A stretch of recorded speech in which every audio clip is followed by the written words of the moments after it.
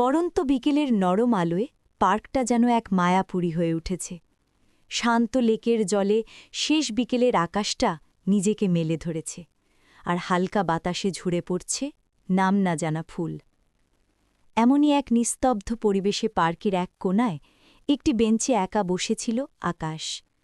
তার দৃষ্টি ছিল স্থির, কিন্তু সেই স্থিরতার আড়ালে ছিল বছরের পর বছর ধরে পুষে রাখা এক দীর্ঘ অপেক্ষা। তার মনের গভীরে বারবার ভেসে উঠছিল কয়েকটি লাইন।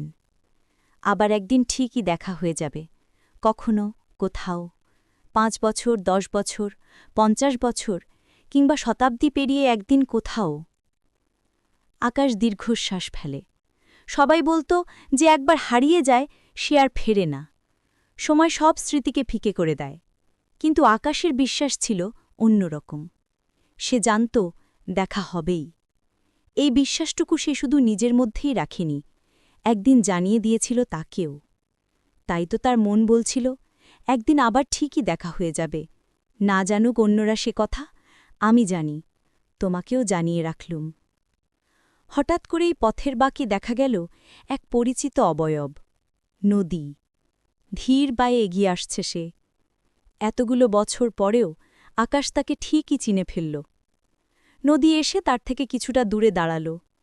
দুজনের চোখে চোখ পড়তেই সময়টা যেন থমকে গেল।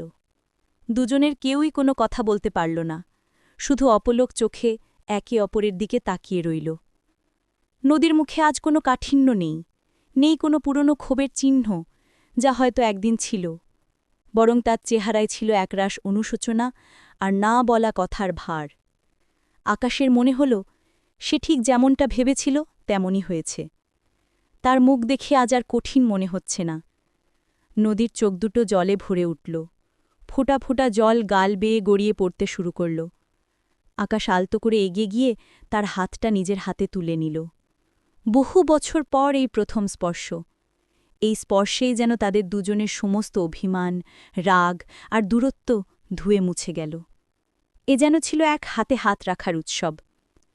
কিছুক্ষণ পর তারা বেঞ্চে এসে বসল। কোনো কথা নেই, শুধু নীরবতা। কিন্তু সেই নীরবতা ছিল হাজারো শব্দের চেয়েও বেশি গভীর। তারা জানত যা হারানোর তা হারিয়েছে, কিন্তু যা পাওয়ার তা এখনও বাকি। তাদের এই মিলনই ছিল তার প্রমাণ। বাতাসে ভেসে বেড়াচ্ছিল একরাশ শান্তি, আর তাদের দুজনের মনের কথাই যেন একসাথে ধ্বনিত হল, দেখা হবে, আবার একদিন দেখা হবে।